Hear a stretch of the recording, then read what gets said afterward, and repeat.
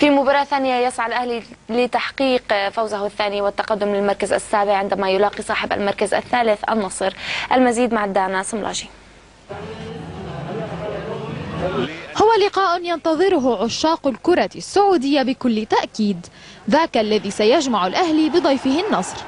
لقاء سيحاول فيه الأخضر الثأر لخسارة الذهب بهدفين لهدف، فيما سيعمل النصر جاهدا لخطف النقاط الثلاث وتجاوز الاتحاد الوصيف المتقدم عليه بفارق نقطة واحدة.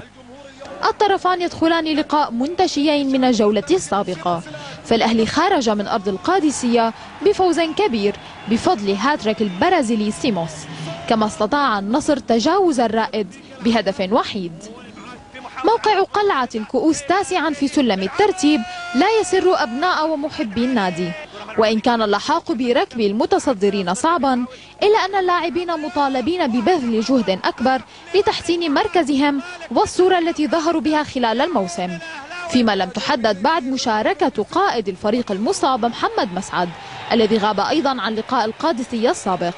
لكن الأوراق لا تزال منوعة بيد الصربي أليكس الذي أغلق تدريباته استعدادا للمواجهة.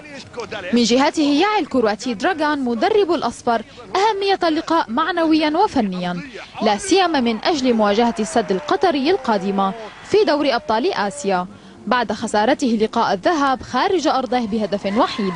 وسيلعب الزيلعي كبديلا عن الأرجنتيني فيغاروا الذي طرد في لقاء الرائد، مع عودة عمر هوساوي لصفوف الفريق وجاهزية الكويتي بدر المطوع والأسترالي ماكين إلى جانب زملائهم.